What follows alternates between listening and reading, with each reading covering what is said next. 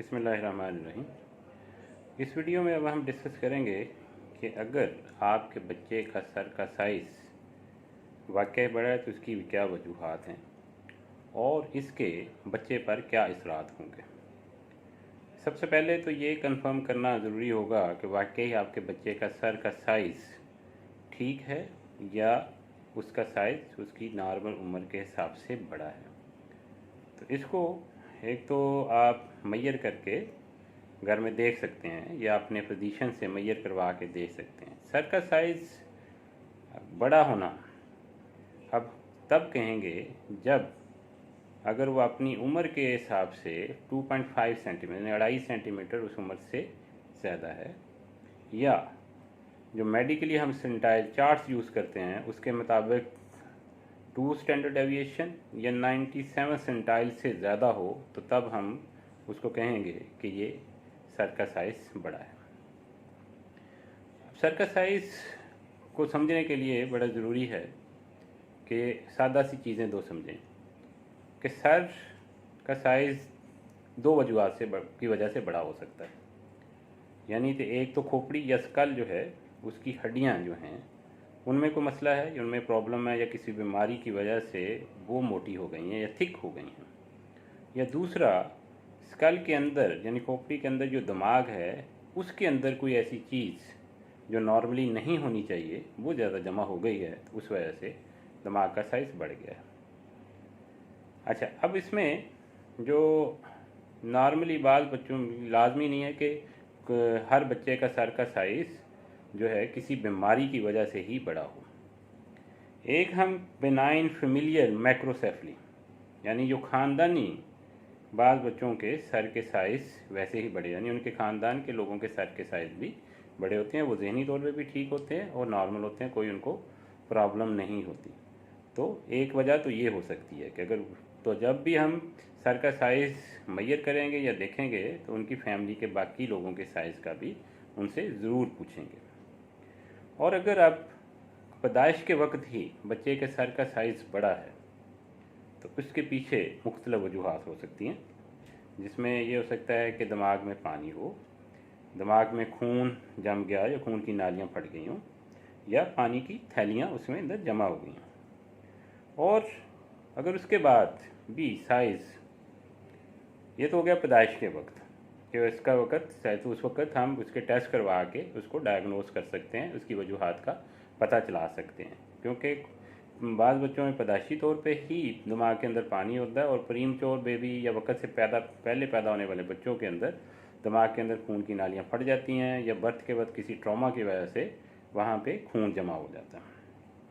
अगर उसके बाद भी जब बच्चा बड़ा हो रहा है और आपको लगता है कि उसके सर का साइज़ बड़ा है और माथा भी उभरा हुआ, बाकी भी जो है ना कि उभरा हुआ है, बाकी सर की हड्डियाँ जो हैं, तो वो उसके कुछ पीछे मुख्तलिफ वजूहात हो सकती हैं। उसमें सबसे कॉमन वजह तो यह है कि जो स्कल है, खोपड़ी है, उसकी हड्डियों में प्रॉब्लम है। तो सबसे कॉमन वजह तो उसमें रिकट्स, जिसमें विटामिन डी और कैल्शियम की कमी हो सकती है। इसके अलावा बहुत सी और वजूहात हैं जिस वजह से उसमें प्रॉब्लम हो सकती है, जिसमें एकांड्रोप्लेजिया, ऑस्टियोप्रोसिस और स्केलेटल डिस्प्लेजिया वगैरह हो सकते हैं। इसके अलावा अगर बच्चा खून की कमी की बीमारियों के साथ, जिसमें खून के खुलिए जैसे हिमोलिटिक एनीमिया या थैलासीमिया है, उसका शिकार है, तो तब भी सर की हड्डियों के साइज़ बढ़ते हैं, क्योंकि वहाँ खून ज़्यादा पैदा हो रहा था उन हड्डियों में, तो उनका साइज़ बड़ा हो सकता है। इसके अलावा किसी भी वजह से बाद में दिमाग में पानी जमा हो रहा है, ऐसे बच्चे जिनको गर्दन तोड़ बुखार हो जाता है या दिमाग की टीबी होती है, उनमें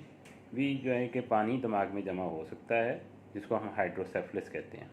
इसके अलावा बाज़ का सर में चोट लगने की वजह से भी दिमाग में पानी जमा हो सकता है। इसके अलावा बहुत सी ऐसी बीमारियां हैं जिनका ताल्लुक मरूसियत के साथ है, जिसमें बच्चे ज़हनी तौर पे भी मुतासर होते हैं। उन बच्चों में झटकों के मसाइल भी होते हैं, यानी मिर्गी के दौरे भी पड़ते हैं। बच्चे पढ़ने लिखने में भी पीछे होते हैं। बच्चों की नज़र के मसाइल हो सकते हैं, उनकी क़ुव्वत समाअत के मसाइल हो सकते हैं। तो ऐसी बीमारियां भी कुछ हैं जिन वजह से सर का साइज़ बड़ा हो सकता है। अब इसमें एक लंबी लिस्ट है जो मेडिकल प्रोफेशन के लोगों को तो ज़्यादा हेल्प करेगी, जो आम लोग हैं उनके लिए यही है कि नाम तो मैं बोल देता हूँ यहाँ पे, लेकिन ये है कि वो अपने नॉलेज के साथ एक चाइल्ड स्पेशलिस्ट से ही इस हवाले से कंसल्ट करें। उसमें सेरिब्रल गाइगेंटिज्म, जिसमें दिमाग का साइज़ बड़ा होता है, सोटो सिंड्रोम, इसको ओवर ग्रोथ सिंड्रोम भी हम कहते हैं। इसके अलावा सब ड्यूरल हीमाटोमा, अफ्यूजन्स, हाइड्रोनसेफली, इंट्राक्रेनियल ट्यूमर्स यानी दिमाग की सोलियाँ, फ्रेजाइल एक्स सिंड्रोम और एमपीएस। इसके अलावा न्यूरोफाइब्रोमेटोसिस, ट्यूबरोसिक्लोरोसिस और ओवरग्रोथ सिंड्रोम की अदर काजेज हो सकती हैं।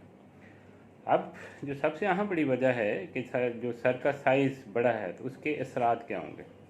इसमें बच्चों पर जो जिनके पीछे वाकई ही बीमारी होती है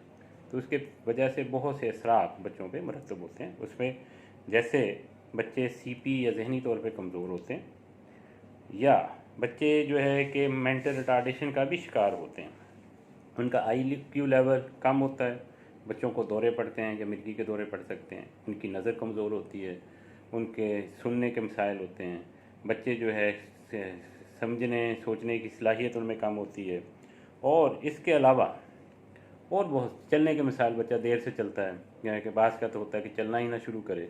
और बाज़ का टीबी की वजह से जो कॉम्प्लिकेशन होती हैं, अगर दिमाग की टीबी हो जाए तो उससे बच्चों की डेथ भी हो जाती है। तो इस बहुत से और मसाइल भी इन चीज़ों के साथ हो सकते हैं, जिसमें गुर्दों के मसाइल, जिगर के मसाइल